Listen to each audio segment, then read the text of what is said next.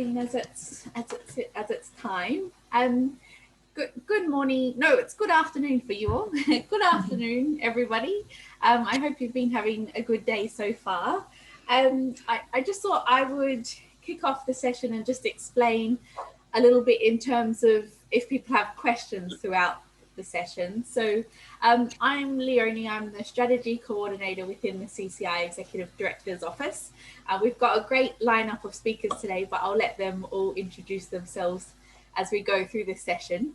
If you do have questions along the way, please do share those in the chat. The second half of the session is a discussion where we'll be responding to and asking those questions to the speakers. And then we also have Mike Monda, the Executive Director of CCI here, as well as Elizabeth Allen, our Collaborations and Engagement Manager. So between our wonderful speakers and the team at the EDO, we'll make sure all of those questions get answered. So please put those in the chat as you think of those. Thanks, Juliet. Okay, I guess that's a handover to me. So hi everyone, and welcome to this second in the series of CCI lunchtime seminars that are focusing on the strategy. So they're designed to introduce you to the strategy, to hopefully inform you a bit more about it, and perhaps most importantly, to inspire you to think about collaborative working to meet some very ambitious targets for the next decade. So my name's Juliet Vickery. I'm the CEO of the British Trust for Ornithology, and I suppose you might say I'm the sort of co-host of today with David Coombs from Plant Sciences, who I'll pass on to later. So many of you will have heard the sort of broad overview of the strategy from Mike Maunder last week. And this now is the first of 4 seminars to focus on each of the 4 priority areas. And so the topic of today is priority area 1, which you can see on that slide, addressing the biodiversity emergency with maximum benefit to nature, climate and society. So the next slide will show you the kind of order of play for today. So I'm going to just very briefly recap on the vision and the mission of the CCI strategy taking us to 2030, and then the 4 priority areas. And then we'll zoom in a bit on priority area 1 and outline a little bit more detail around the ambitions under that priority area 1. And then very importantly, I think, showcase how CCI partners are already working in this area by 2 speakers, Catherine Bougen from the BTO and Alison Ayres from RSPB, who are both involved in either recently completed or ongoing collaborative projects in exactly this area. And that's really important perhaps to highlight that point now, that the priority areas under the strategy are very much building on expertise already in many of the partners. So it's very much kind of an evolution of many things we're doing already, but a strengthening and focusing on many of those. So, okay, so let's just a quick recap on the overall vision and mission for the CCI strategy. So I think that's the next slide. So this is really, in some ways, a very straightforward vision and mission, but a fantastically bold one. And, you know, I think for me, if we achieve this, it really lives up to David Attenborough's words in the strategy, which essentially says, when you bring the right people together within a global initiative, remarkable things do happen. And this is all about making sure that as a CCI family, we achieve some really remarkable things in this really crucial decade. So the vision: a diverse world in which nature and society thrive.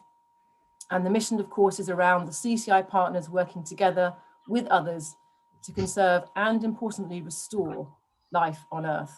So really great vision and mission that I think rings true to all the CCI partners within this fantastic collaboration. So a lot of you gave a lot of time to the listening phase of the strategy. We had CCI cafes, listening walls, workshops, and so on. And so the first thing to say is a huge thank you to all of you who gave up really valuable time to put in the building blocks for this now overarching strategy for us all to work together and around. So that listening phase resulted in 13 priority areas, which have been distilled down into these 4. So just a reminder of those 4, which I'm sure you're all reading as I'm talking. So priority area 1, which we'll focus on today, is all about addressing the biodiversity emergency with maximum benefit to climate, society and nature. Priority Area 2 is about restoring land and seascapes for life. You'll hear about that in the next seminar.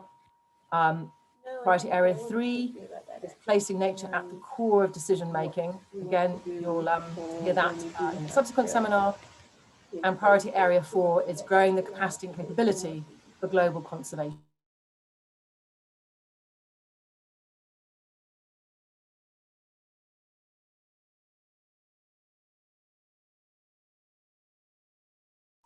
So I think the host muted me as well. At what point did you lose me then? I think that's because you had some interference on the line. So maybe in that time that I was kind of wittering away unheard, you would have all read these priority areas 4. So I won't go over them again, but there'll be a lunchtime seminar on each of those over the coming weeks. So let's zoom in then on priority area 1 just to think a little bit more in detail about why this area and why CCI is so well placed to address it. And I mean, if ever there was an audience where I don't need to say why we need to address the biodiversity loss, it's probably this one. But of course, we know that we are losing biodiversity at an increasingly rapid rate, which means the urgency with which we need to address that loss is also increasingly urgent. And we also know that whilst biodiversity is impacted by climate change, it will also be a very central part of tackling it. So these two crises, as we all know, are really closely linked, and tackling them will require very much an integrated approach. And so the role, really, the call on CCI to contribute to this is very much with stopping the loss of biodiversity at the core, but in ways that will also help society by repairing climate.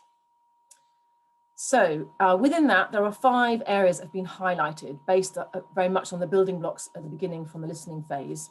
And it is really important just to stress that these are also drawn from the things we do fantastically already, a lot around the kind of tools and methods we have for evaluating and assessing biodiversity loss and hopefully recovery, and also this fantastic local to global network that between us all we hold in huge strength. So there are 5 bits of text that talk about some of the key areas where CCI can really mobilize forces and expertise. I won't read them all out word for word on the slide, but the first one, as you can see, is all around this huge strength we have in assessing and reporting on species status with a view to stemming and reversing declines, both at land and at sea. The second is around the great progress we've already made around rebuilding and restoring ecosystems and ecosystem services, particularly around these really globally unique and extremely important biodiversity-rich landscapes. The second is around this kind of cost-effective, evidence-informed practical solutions, the way in which we can test and trial things and push this whole agenda forwards in terms of nature-based solutions. And then the final 2, which are on the next slide, are around how our partnerships really can demonstrate the value of these nature-based solutions and inform approaches to mitigate climate change with nature, but keep nature very much at the core. And of course, if we do all of this and much under the other 3 priority areas, CCI really will be playing a significant and active role in reversing biodiversity loss right around the globe and also importantly locally. So as I've said several times already, this really very much builds on current expertise which we have within the CCI family. And I'm going to pass on now to 2 speakers who've agreed to come and present some recently completed work and some ongoing work that really speaks to this priority area. So the first speaker is Catherine Bougen from the BTO. So she's a research ecologist at the BTO, and we're talking about a recently completed CCI Collaborative Fund project. And then Catherine will pass then to Alison Ayres at the RSPB, who's working also on a Collaborative Fund project in the same area. And then after that, we'll pass on to David Coons, who will share the discussion and the kind of next steps about how we remake this strategy count. So Catherine, it's over to you now. Thank you very much, Juliet. Hello, everyone.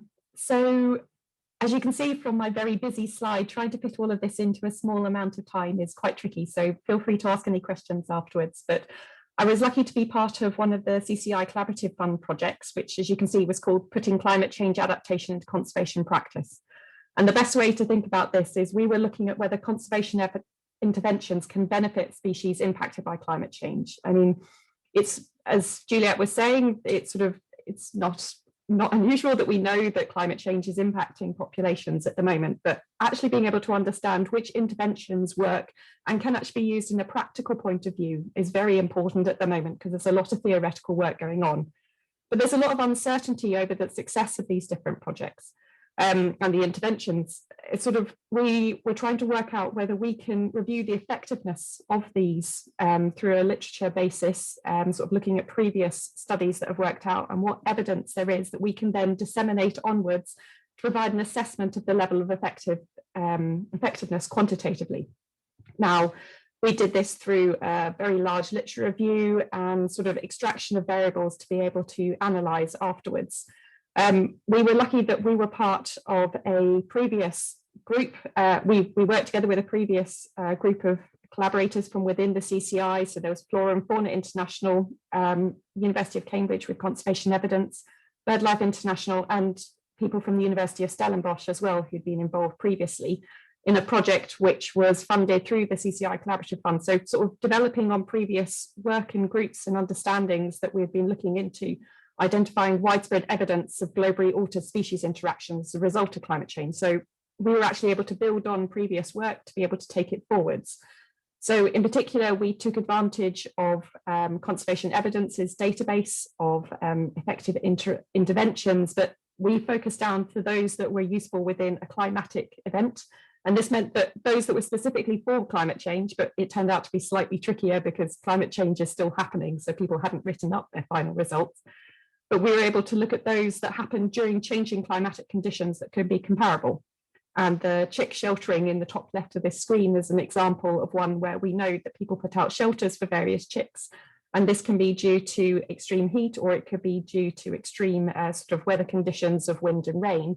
And this can be used as a comparison for potential climatic changes. So as you can see, the final subset was over 27,000 papers, but we distilled this down to about 443 cases of 77 studies where we could actually find an effective adaptation and an impact for climatic variable that we could examine together.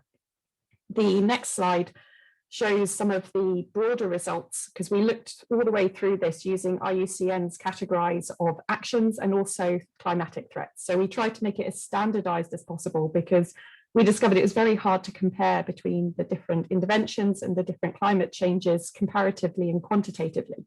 So we had to take a slightly more broader level approach. But what we found that using the IUCN's broad and specific intervention type classifications, that specific targeting management of species and interventions that are on species recovery had the greatest chance of being effective in actually preventing allowing resilience to be developed for species and habitats that were undergoing climatic changes. It doesn't mean that the others weren't effective. There was definitely some that were sitting higher than chance, which is the dotted line at the bottom. And you can see from the means, but the confidence wavered quite a lot over some of these. But also habitat and natural process restoration was found to be of useful and have a beneficial outcome for the populations. We also looked at sort of climatic threats as well, in specific for different groups. But what we're able to do is actually bring these all together and sort of show that there is an effect. And the slide that I have next kind of summarizes all of this briefly, that we found it was possible to reduce extinction risk through effective adaptation. Now, this is mainly done through targeted specific interventions, which of course doesn't always sound like it will be able to benefit the wider ecology. But if you think, actually, these are specific species that help maintain functioning systems. So it might not work over every single species in the environment, but it helps promote the resilience of the system for going underneath change and allows for greater management to be placed on top. Now, this was just one project and it was great to be involved on and had developed through, and without having the CCI collaborative partners, we wouldn't have been able to take it quite as wide as we had. And we're hoping that in future we'll be able to develop this and potentially put together a sort of more of a toolkit for people who are out in the field, rather than just being a purely scientific point of view. The aim has always been to try and get it out. And we will be continuing updating the analysis with new studies that come in, whether it's through conservation evidence or other research, whether we've searched in Web of Science or through reviews. but we'd like to get more comparable measurements is a big thing. We struggled with being able to actually sort of look at how interventions from studies from 10 years ago compared with those from now. And being able to expand into more publication languages is also important. We were restricted to the languages spoken within the team, and we were advantageously improved by the number of languages that are picked up through conservation evidence and their work. But we think that this is an important thing to be able to put everything out across the globe. It's not just us, it's not just the English speaking world. It is very good to be able to work through this. So hopefully that gave you a bit of an overview into this. I did present at the BOU in autumn, and so there is a Twitter feed somewhere, but I'd like to pass on to Alison Ayres, who's a conservation scientist at the RSPB. She's working on an ongoing CCI collaborative project in priority area 1 as well. So over to her, thank you. Thank you, Catherine. Yeah, so I'm working on an ongoing CCI project, and the main aim of which is to look at the synergies and trade-offs between biodiversity conservation and nature-based solutions globally. So for example, restoring forests has the potential to sequester carbon and provide species with habitat. However, the wrong action in the wrong places could have negative impacts for biodiversity. And the potential contribution that restoration actions designed to tackle the climate crisis could make to biodiversity conservation and vice versa is widely recognized, but global assessments of these outcomes are still largely lacking. So to address this gap, our first aim of the project is to look at the potential impact of biodiversity restoration strategies on climate mitigation. And to do this, we've been developing several habitat restoration scenarios linked to CBD aims and assess the impact they could have on climate change mitigation by quantifying the potential sequestration of carbon from the atmosphere. And in the second half of the project, we're investigating how restoration strategies, restoring habitats for nature-based solution scenarios related to tree planting, designed to meet the UNFCCC targets could help benefit biodiversity as well. And the project altogether brings together the skills of 18 individuals from 4 CCI partners and 3 external organizations. And we hope that we can provide evidence that can help influence future convention targets. And on my second slide, in relation to our aims, we've developed 2 sets of restoration scenarios. So in the first line, I have depicted scenarios based on biodiversity restoration. And globally, there's a large proportion of lands which have been converted from their original state, but there's not a finite amount of land globally. And it's important that our restoration scenarios of these areas do not compete with other important land uses, such as agriculture or human habitation. So project members with a background in social and ecological research, such as Michael Obersteiner, have helped inform these restoration scenarios. Oh, so the second slide. Have helped inform these restoration scenarios. Can you go back? To help avoid such conflicts. And importantly, the scenarios we designed have avoided conflict with urban areas, and we're focusing primarily on restoring pasture land and less intensively used agriculture lands. And the second set of restoration scenarios on the bottom line are related to nature-based solutions aimed at climate mitigation. And we have, so these are mostly relating to tree planting strategies. And for both of these strategies and scenarios, collaboration with our colleagues in policy, for example, Georgina Chandler at the RSPB, has been really useful to help ensure that these sort of align with existing convention targets. And then, can you move on to the third slide, please? Thank you. So for each of our restoration scenarios, so on the left-hand side, we've been quantifying the increase in carbon sequestration, which would be associated with restoration compared to the situation today. And previous studies have assumed that following habitat restoration, vegetation reaches maturity and the carbon storage will remain stable. But we know this is an oversimplification, as carbon storage can be constrained by disturbances. And one really exciting part of the project so far is that through working with colleagues in plant sciences, in particular, Adam Pellegrini and David Coombs, were able to incorporate the impact of fire disturbance into our estimates. So we can discount the carbon storage based on what we expect emissions to be from fires. And on the right-hand side, we're also quantifying the impact of restoration on biodiversity. And we do this by calculating the area of suitable habitat available to each amphibian, mammal, and bird species under each of our scenarios. And the area of suitable habitat is a key determinant of species extinction risks. So any gains in AOH as a result of restoration can lead to increased chances of our species persistence. But however, the impacts of habitat change are not typically linear, as increasing losses and as losses increase, the relative effect of losing each additional hectare actually also increases. And failure to account for the past habitat loss and this lack of linearity could lead to an underestimation of the benefits of habitat restoration.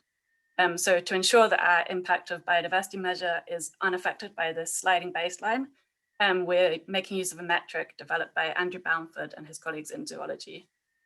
And one of the really exciting aspects of this project is that it's related to kind of a really concerted effort by members of CCI, for example, Andy Arnell and Daniele Baizero, to really try and standardize this approach and develop it into a tool that can be applied to future studies that look at the impact of habitat change on biodiversity in general. And finally, on the bottom, so far, the involvement of the colleagues in policy has been really useful to help develop our restoration scenarios so they are in accordance with conservation targets. But it's also been, I think, going to be really useful to help inform good strategies for communicating our results. So thank you for listening. And I'm going to pass on to David Coombs from the Department of Plant Sciences, who will lead the discussion around Priority Area 1 and talk about where we're going to go next. Thank you. Thanks ever so much for going into those sort of details of two examples of what's already going on. But we do know there's a lot more in this sort of space of nature-based solutions, natural climate solutions going on in the CCI collaborations, and we put on the screen here some web pages which demonstrate some of the things we know about, including Cambridge Zero, which is the university's initiative to tackle the climate crisis, and they share sort of common interests with CCI in this space of nature-based solutions. So how do we use nature to help tackle the climate crisis? So we know a lot's going on, but we don't know everything that's going on. Next slide, please.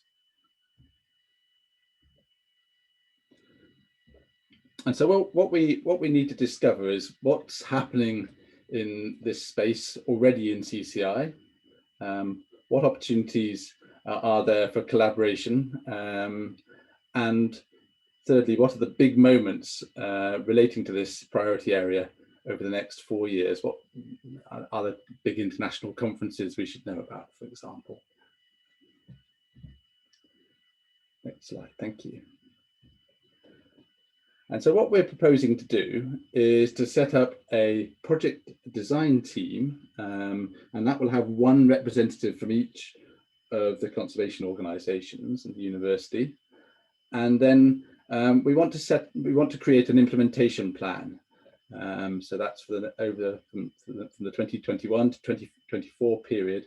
And that implementation plan is going to be really targeted. What we want to have in that plan are 4 key collaborative projects which cut across the different organisations working in this area of nature-based climate solutions and nature-based solutions more generally. And also these 2 cross-cutting projects. And I might get Leonie to explain a bit more about what those are in a moment, but they could include more than one priority area, and they would definitely include some of the working groups, other working groups in CCI, including the influence working group, the communications working group, and the arts, science and conservation working group. So really making sure that what we do delivers impact. And of course, we really need your involvement, community involvement, to make sure these projects are as exciting and innovative as possible. And so there's a timetable. April, CCI community seminars. That's what you're at. May. The first of the project design team meetings will happen to come up with some initial plans and proposals.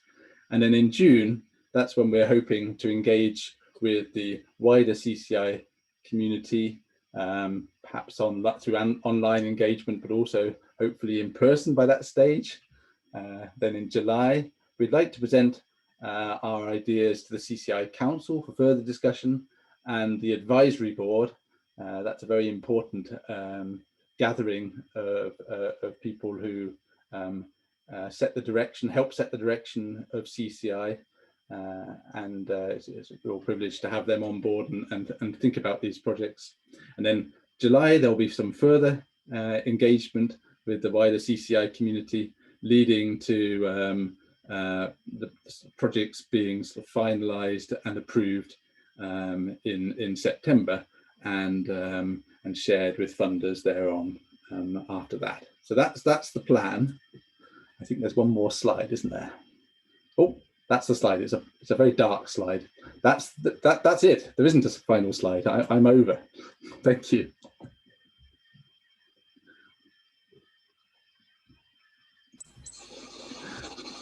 Thanks very much, David and Juliet, Catherine and Ali. It was fantastic to hear all of the different perspectives and where we're going next. Elizabeth, our collaborations manager, is going to chair this next discussion session. But just to respond quickly to David talking about the cross-cutting project. So as hopefully you all know, there's a lot of working groups within CCI, and David mentioned a few there. So the influence working group, the communications, art science conservation working group. So what we really are hoping to work on in parallel to these projects that are designed under each of these priority areas over the next coming 4 years is looking at how we work with those existing working groups to make sure that the work that they're doing is feeding into the strategy as well. So perhaps a project would be envisaged through priority area 1, and it may be that it's very suitable to bring in some of those existing working groups to work on certain aspects of those projects, or it may be that that project design team comes up with things that don't need that external funding, but that would be really great to have that collaborative CCI spirit to take those forward, and that we can use our existing working group structures for that. So I hope that helps, and I'll pass over to Elizabeth. Thanks, Elizabeth. Great, thank you so much for that, Leonie, and huge thanks to our speakers as well. I just wanted to add that it's probably obvious to everyone that Juliet and David are council members on CCI Council, which is the decision-making body for CCI. And I think it's a tribute to the fact that council has been so incredibly involved in shaping and kind of finalising this strategy. So there'll be pairs of council members chairing each of these priority area seminars for the next 3 weeks after this one. So it's my pleasure now to chair our Q&A session, and this is really kind of your opportunity as a community to sort of ask us panelists any questions, or kind of share reflections that you have on what you've heard today. Hopefully some of you were at the first strategy session that we had last week, which gave a kind of context to the strategy as a whole, and as I think Leonie and others have said so far, this session is kind of the first of 4 where we're really doing a bit more of a deep dive into the kind of the content, the meat of what the strategy is, and sort of how we're planning to unpack our implementation plans for the next 4 years initially, but bearing in mind it's a 10-year strategy overall. So any questions that people have? I see that Juliet's posted something already, which is very helpful to have the panel asking questions to the panel. So thank you for that, Juliet. Juliet's shared the fact that in the first seminar, so last week, there were some questions about how these projects relate to the collaborative fund, which I'm sure all of you are aware, or we're currently in kind of crunch time in terms of putting applications together for the fund deadline of the 1st of May. And that was definitely something, as Juliet's kind of really picked up on, was something that people were interested to understand how that operated, and I'll kind of share some reflections on that as someone who's quite involved in that process, and others are very welcome to chip in as well on that. So the Collaborative Fund, as I see it, sits very much in that sort of remit of kind of cross cutting programs that we have within CCI. It's been going for over a decade now. We've funded 63 projects. They've kind of across the board in terms of topics. And that is kind of a deliberate strategy as well. We don't want to be too prescriptive with the Collaborative Fund and say, it's only projects under in particular areas of conservation, because we're really trying to reflect the fact that conservation is constantly evolving. We want to sort of encourage blue skies thinking as well, things that are on the periphery, because that is very much at the heart of kind of, an important strand of CCI. We're looking to kind of do things together that no one organisation is doing alone, as it were. So we are about to undergo a sort of strategy process, because obviously we can't get enough of designing strategies within CCI, but we're thinking a little bit about how a strategy for the Collaborative Fund. Now that we've had a decade of projects under our belt, we've got a huge and successful portfolio of projects, and as part of that exercise we will be looking at how the Collaborative Fund can integrate a bit more strategically with the CCI strategy. As part of that work, as I say. So we will be expecting projects to indicate, as in fact is already a requirement, how what they're working on does contribute to the CCI strategy, but we're trying to keep it as broad as possible to ensure, as I say, that we have that kind of that broad brush approach and that kind of allowance for blue skies thinking. So I hope that kind of helps clarify. I'm happy to take any more questions on that. Juliet, is there anything you wanted to add as the person who raised that? No, that's great. Elizabeth, I just thought quite a lot of people had asked it last time, so it might be worth just repeating it. So that's brilliant. No, that's great. Thank you for flagging that. Great to see some chats, some questions coming in on the chat already. So that's fantastic. So I'm going to just take them in order, try and cluster them if I can read that quickly, but bear with me.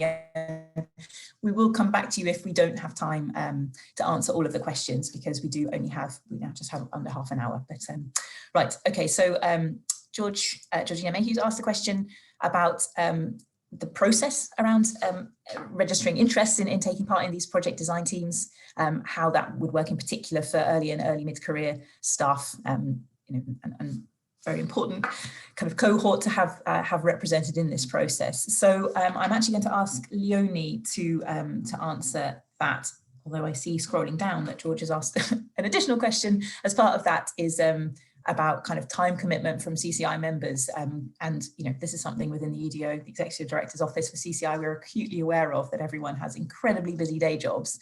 So I think that's a really valid question, Georgina, thank you for that. Leonie, are you happy just to kick off on that one, and others can kind of add to that as required? Thank you. Yes, sure. Thanks, Georgina, for the question. So it's really our aim to have the project design teams be really representative of all levels of career across the CCI community. So the main thing that people have to do if they'd like to get involved in these project design teams is to send an email to Julia, who is one of our team members within the Executive Director's Office. Once we have everybody who's registered their interest to be formally part of the project design team, we'll put those groups together so that there's representation from across each of the partner organisations. And then with that design team, we'll work with them to ensure that there's plenty of other opportunities to get involved in contributing to these projects. And that can take place in various ways. We think the strategy cafe model worked quite well in the listening phase.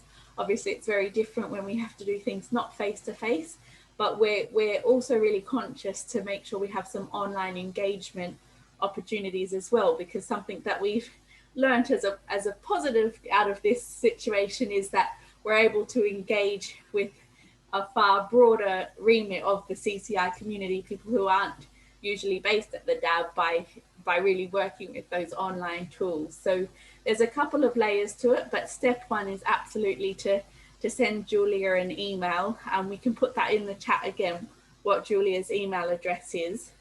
I might pass it over to Mike for your second question, because I know that Council and Mike have done quite a lot of thinking around something which did come up in the listening phase around a barrier to having time to contribute to projects when there's a lot of competing interests. So Mike, can you please address that? And I'll put Julia's email in the chat. Thank you. Thanks, Leonie. Thanks everyone for joining us today. Yes, this is an opportunity to design projects where you're building in your contribution to the final project. So this is, I hope, an opportunity to harness enthusiasm and shared ambitions within the CCI team, and then build that time and money into the project proposals so that you're building something that you will contribute to, and then we can raise the money, we go out and see if we can actually get those projects funded, knowing that you want to be part of it and that your ambition is reflected in it. Great, thank you for that, Mike. Do you, David, anything you want to add to this question at this point? Reiterating what Mike has just said, which is that, you know, that hope is very much that this strategy sits and aligns very closely to the CCI partners, so that this is not about delivering something outside your own, in quotes, organisation strategy. It's about very much building towards that as well. Yeah. And so hopefully that reduces that kind of little bit sense of tension around that, because it should very much be, you know, within what your own organisation is trying to achieve too. Well clarified, Juliet. Thank you. Yes, that's exactly right. Well, thank you very much, Juliet and Mike, for that. So now moving on to our next question from Richard Bradbury. Richard's asking about these cross-cutting projects that were mentioned by David Coombs in that sort of process slide, how these are going to evolve, I suppose, whether they're kind of grassroots, you know, from the ground upwards from the outset, or whether they kind of emerge from synergies that are identified from the 4 other projects that are arising within this area. There's also the question about, yes, how that fits with you know, the themes identified and agreed by the advisory board meeting in July, and the council meetings around that as well. Sorry, Leonie, I'm going to give this one to you first up. But I suspect others may well have views on that as well. So if you're happy just to kick off again, thank you. Yes, absolutely. Thanks for the question, Richard. So we see it happening both ways. I think probably from the feedback and the questions that we're getting, we'll send something out to make it really clear the different working groups that we've already got within CCI and certain things that they're working on at the moment, so that those project design teams know about all of the opportunities and discussions that are underway within those working groups. But from my point of view, I believe it will happen both ways. Our vision with the timeline of having a bulk of the meetings happen before that touch base with the advisory board is to have these project proposals and some of this thinking around the cross-cutting projects fairly well developed before we use the advisory board as a sounding board on those, but then taking their feedback on board and having the next few months to continue to generate more ideas, as well as refine the ones that have already been developed to date. So we see this process really taking that full time from May to September before all of the projects are fully formed. Great, thank you, Leonie. And I will just add that there are sort of various processes that have been underway within CCI, which those of you who've been around for a while will be aware of, which we're sort of starting to call a bit more kind of cross-cutting. I guess it's a kind of slight shift in our nomenclature around that. So areas like influence, communications, that we sort of see as being absolutely kind of critical to the delivery of these 4 priority area implementation plans that arise from those 4 priority areas. So there's an element of that kind of very much being at the heart of what CCI is about as well, and that sort of ongoing work that we've done throughout the, you know, CCI's existence. So that's a sort of another strand there. So yeah, thank you very much for your question, Richard. Anyone else on the panel want to sort of chip in on that question of cross-cutting? Seeing shakes of the head. Great. Okay, in that case, we'll move on to our next question, and that's from Humphrey. So thank you for your question, Humphrey. And that's just for clarification. I can actually just chip in on that one. So just clarification about how many projects we're anticipating this strategy implementation process will generate. So we're anticipating it will be 4 projects arising from from each of the 4 priority areas. So we'll have 16 in total. And so, yeah, so it's not just this climate change one. We'll expect a 4 from each of those areas. So we'll hear more about that, as I say, in subsequent weeks. So thanks for that clarification, Humphrey, there. Our next question is from Sophia Cook. Thank you, Sophia. And she's asking about the focus of this theme, and picking up on the fact that we've included the word society in the title, which suggests, as she says rightly, that there'll be some focus on how biodiversity loss can be addressed in tandem with poverty reduction and social issues. And it's just asking for clarification as to whether that is in fact the case, or whether it's purely about biodiversity loss and climate change.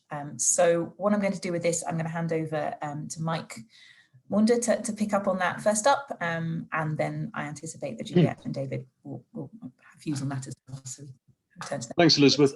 I think Over we to need you, to, Mike. just as a we need to refer to this one really as combating nature loss or biodiversity loss. It's not primarily a climate change driven thing. It is about, first of all, stopping biodiversity loss and looking at the co-benefits to society and dealing with climate change. So they're all interlinked, as Juliet and David explained earlier.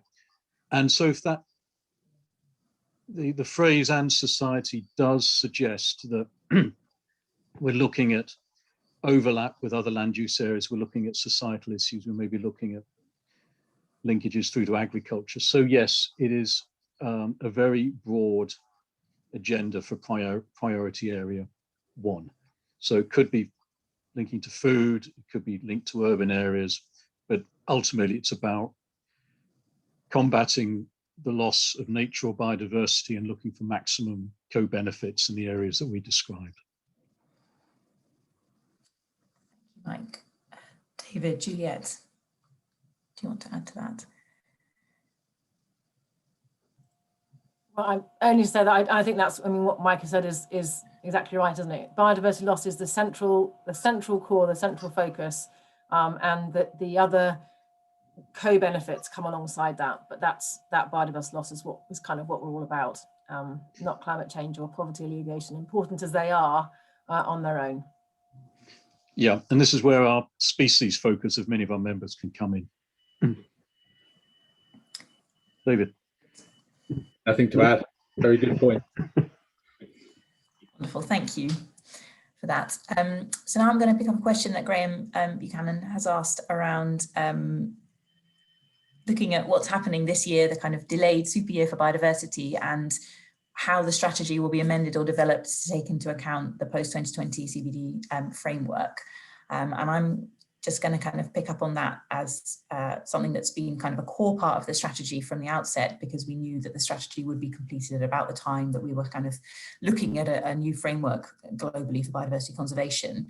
And so we have built in a period at the end of, or the point, I was going to say the end of the year, but obviously we're not quite clear when those meetings are actually going to happen, but we will, after we know what that framework will look like, and also the UNFCCC stuff that arises from that particular meeting as well. We'll be looking back at the strategy and thinking about where we might want to kind of tweak it so that we are in line with what has been decided at those big international meetings. So that's definitely something we have on our radar, and we've built into the design of the strategy, because we're conscious that, you know, we need to align with those processes in order to be relevant and to be able to have impact.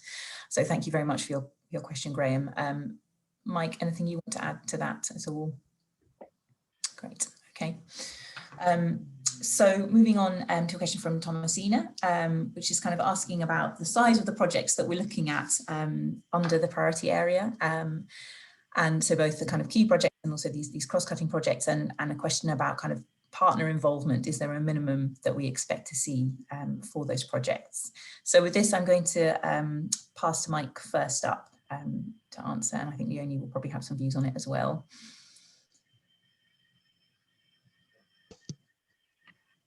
Forgive me, Elizabeth, I was typing an answer on the chat box. Which question was that? That was the fund. It was from Thomasina. It's about the size of the projects and kind of involvement in them. So both the kind of 4 key projects and the 2 cross-cutting projects. Apologies, Thomasina, I was distracted by the chat. Terrible problem. the size of the projects, ideally when we get the final portfolio of 16 questions plus the crossover projects, 16 projects, we will have a variation in funding size, which allows us to go out to different funders for different types of work. And the idea is to pull in as many as is feasible and reasonable of the CCI partners. This is being done to draw us together as a community and to use the extraordinary portfolio of skills that we collectively hold. So it's unlikely the project that just serves the interests and ambitions of one or two members will get very far in this process, but ideally I'd like the projects, somewhere between six and 10 involved in each one would be ideal. I don't think we'll have many where all 10 will be involved, but let's see how far we can push it. Thomasina, does that answer your question? Yeah, kind of, yeah. What can I do to make it better? No. I think there probably was no easy answer, but also, are we looking at kind of things on the scale of the endangered landscapes? Potentially, yes. Or it could be a 50,000 project, or it could be something much bigger. Right. And I think that David Thomas's question also is kind of quite closely related in the how are we going to actually fundraise for them as well. Well, I can take that one while we're on the topic. Mike, now, because it's very relevant. Thank you. Yes, so we have a fundraising capacity. We have a dedicated staff person that we're recruiting with KUDAR. We have fundraising expertise within the EDO's office, and we're confident, and with the collaboration of council, that we can start a fundraising process to not get everything funded simultaneously, but to work our way through a set of innovative projects that reflect the combined ambitions of CCI. So it'll be a hard slog, but we'll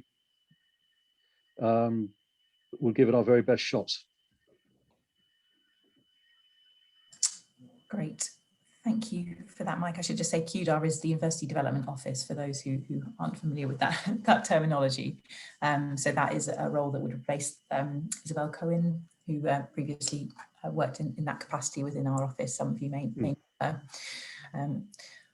Okay, great. So moving on to our next question. So it's actually something from Pippa Howard, which refers to the Collaborative Fund. So picking up on some of the conversations we've just been having at the beginning of this this Q&A around the requirement for the fund, which has always been a requirement to bring together a minimum of one university department and one conservation organisation within a minimum of 3 partners in total, and whether that is still current. So certainly for this year, that does stand. It is something that we are looking at as part of the strategy process that I mentioned earlier. So you're not the first person to raise it. I know there are people who have kind of views very much aligned with yours, given the capacity within the university to be able to support work within the Collaborative Fund, but also the fact that there is a lot of research that happens beyond the university within our partnership. So it's definitely something that we are looking to investigate further and see whether we want to change that. So that's kind of watch this space. There were sort of reasons for doing it, particularly at the beginning of the Collaborative Fund, which was kind of looking to bridge the gap between the university and the conservation organisations. And there was a kind of mandate from one of the supporters of the fund at the beginning that was something that they wanted to see. But we could now relax that should we wish, but that is something that will come as part of that strategy process. So, but yeah, thank you for raising that, Pippa. That's helpful here. So just looking through questions. So there's been a bit of a conversation on the chat about fresh water. And I know that people have been chipping in. So this is raised by Will Darwell initially. I think it sounds like there's support from people to kind of look at increasing our focus on fresh water. But I think Will raises a kind of general point about whether we're looking at a kind of gap analysis across CCI, so places where we are weaker. traditionally in working collectively, or whether we're only building on existing strengths. And as I say, Will has demonstrated that or illustrated that with freshwater. But I would like to just put that to the panel for their views kind of more generally, sort of beyond the freshwater space. So Mike, do you want to kick off on that one in the first instance? Then we can turn to David and Juliet as well for their views. I think as these discussions come up, there will be priority areas discovered that are gaps in our strategy, perhaps, or gaps in our representation as memberships. So I think that's going to be driven by the teams working on each priority area. And our ability to create projects that really work will be driven by the guidance of everyone who will say, hey, you've forgotten about this, or you need to include this group. So this is where the contributions of all the CCI community will be very much appreciated, because we need to harvest the best ideas. So yeah, where you see a gap, put your hand up and say, right, I think we need to be doing something and fixing this. Thank you, Mike. David, Juliet, anything you want to add there? I was just going to add, Elizabeth, I might have perhaps focused it a little bit too much, possibly on the kind of building on things we're doing already, which perhaps lent to that kind of perhaps fear that it was only about stuff we were already doing, which obviously isn't. But it's also just kind of really with reassurance. It's not about a sudden change of direction for all the organisations. You know, it is about looking at the skills and the knowledge and the strengths we have already, recognising that we've made a start in many of these areas, but they can be built on in very many different ways. So I probably, possibly in my presentation, kind of skewed it a bit too much towards it's all about what we're doing already. And, you know, obviously there are some really important gaps that people will identify, and new and novel things and addressing things like freshwater have to be part of that, you know, and be part of the pot from which we will prioritise. Thank you, Juliet. David. Oh, absolutely agree, and that's what the conversations will be about. Well, I absolutely agree.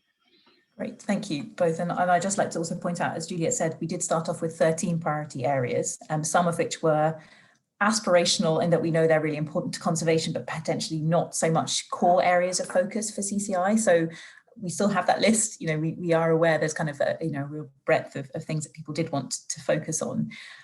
So I think that, you know, there is definitely a precedent that we will be looking in new areas. And it's also just to underline, though this feels like a kind of a big process, but we are talking about an implementation plan up until 2024, and the strategy goes on to 2030, sorry. So we will be looking kind of at how things evolve over that decade. It's a long old time for a strategy. So we're anticipating that things will come in, you know, not least following Graham's question and the answer there around the CBD process. But there's room for evolution and growth within the strategy as well. So moving on, I'm conscious of the time, and it's great to see so many questions. Thank you so much all for your engagement and input. As I say, we will pick up on them, the ones we don't get to today, so don't worry about that. So I'm just going to pick up the question now about from Humphrey Crick again, about the nature of the sort of international or national focus, which I know is also something that Edward Darling has picked up on, about that kind of local Cambridgeshire focus. So I think there's kind of a question here from Humphrey around, are these all sort of scalable in nature? Are they all going to be general that can be applicable to a number of places, or kind of projects kind of be specific to a local issue or kind of an issue that is faced by one particular country? So I'm going to ask Leonie to share her views on that first, and then open it up to the panel for any additional thoughts on that. Thank you, Leonie. Thanks, Elizabeth. Thanks, Humphrey. Hi, Humphrey. So we're envisaging these projects varying depending on what it is that's a priority for all of the partners in this space. So we wouldn't like to put a sort of a criteria around them having to be international in their nature. It's really, as Juliet has emphasised, building on the ambitions of all of the CCI partners and seeing what we can do collaboratively and collectively to amplify those. So certainly if there's something that multiple partners can really see a lot of benefit doing on a local or one country basis, then that's fantastic. We'll work to support those projects being developed up. So no strict criteria in that regard. There may be some additions from Juliet, David, or Mike on that point. Thanks. No. Perhaps just to add, Elizabeth, that that QDAR has a list of people that they talk to, and they have very varied interests, and some of those people are interested in local issues. And so if we're looking to get projects funded through philanthropy, then we would be very wise to set up some projects which have local as well as international focuses to address the concerns of the potential donors. Thank you, David. Juliet. Yeah, just to add one thing really, as many of you on the screen will know, I kind of recently moved from having more of an international focus to more of a UK focus. So this is obviously an issue that I'm quite interested in. And I guess what I would say is it's down to us, those of us who have a much stronger UK focus, to come up with these great projects and ask bigger questions, out from the local to the global, based on where we can make a difference locally. So I think the kind of challenge is to us, really, a little bit. Great, thank you, Juliet. Mike, did you have anything you wanted to add there? All covered. I think we're looking to harvest the very best ideas and bring them together. So yes, let's just keep in mind we need to have that global to local continuum, but it is not a prerequisite that every project has to have a global or local impact. We're looking for the best ideas. The enthusiasm, the directions of the partners and the members will drive this. Great, thank you, Mike. So Mark Day's asked our next question, which is about how fixed this structure that we've outlined around the working groups is, whether there's a potential to grow them, to pick up particular issues as and time passes. So that's particularly coming back into that kind of freshwater discussion, and also thinking about cross-cutting issues. So capacity development has featured there. I will just sort of kick off here by saying, picking up on your latter point, Mark, about capacity development. So one of our 4 priority areas is specifically about capacity development. And I think that's a really helpful thing that to focus on now, because obviously that is cross-cutting, and that does illustrate neatly how these 4 priority areas will not operate in isolation. They are all linked. And that's where I think those kind of cross-cutting projects that underpin the strategy as a whole. We've mentioned the collaborative fund, we've mentioned the influence working group and communications. These kind of will be the things that bind those 4 priority areas together. So we're expecting there'll be a lot of kind of overlap and kind of complementarity between what those 4 working groups or project design teams will be doing for the collaborative, for the strategy as we go on. So picking up that question about new working groups, again, I'll just start by saying that we envisage these project design teams having quite a sort of short lifespan in the first instance. So we've talked about, I think back to that slide that David had, which was the kind of the layout of time. So we're looking to kind of have these things pretty much complete by September. And I think at that point, we'll have an opportunity just to pause and review on what's been achieved and where we are. We haven't yet set in stone kind of what the long-term lifespan of those groups will be, but at that point, their sort of first task to kind of at least this implementation plan for the strategy would have been completed. But I do suspect, as is often kind of a hallmark of kind of collaboration, is that you get kind of new projects arising. So I think there is definitely capacity for new areas to be explored, for new groups to be established alongside this structure that we've kind of outlined today. So that's, we're definitely kind of able to be flexible and respond to that as required. Leonie, in kind of the last 30 seconds that we have, do you have any reflections on that further? Just to agree with you, I think, through this whole process, as you've mentioned, we're looking across the next decade, but we've also been looking at all of this over the past 18 months. And so a lot of things have come out of the listening phase that we're acting on as the CCI full community, but also as the Executive Director's Office, that aren't directly going to be represented within these 4 project design teams. So I think if people have opportunities, ideas for CCI, please always send those to the Executive Director's Office so we can see how we can best support those. But also know that, as Elizabeth mentioned, after September, we may have new working groups form and all sorts of ideas come out of this. We definitely don't see this strategy and these priority areas set in stone for the next decade. We know new opportunities will arise. There'll be new things that the partners are focusing on over this time. So I think it's an ongoing conversation, absolutely. Great, thank you so much, Leonie. Juliet, did you want to come in there? No, I think that's been really useful, and it's been great to have how many people here, several, lots of good questions, hopefully clarifying the next step and getting people interested and enthusiastic in engaging. It's just down to us to get some thinking hats on and come up with some great ideas and some good collaborators, really. Absolutely, and I just that small detail. And I think what's come through really strongly is kind of this is so much in the hands of the CCI community to shape. I think quite a lot of the answers have kind of suggested that, if there's something you feel strongly about, it's about kind of, engaging and having your voice heard and sort of at the table so that we can kind of shape this according to what people are, keen to work on and see the collaborative opportunities for.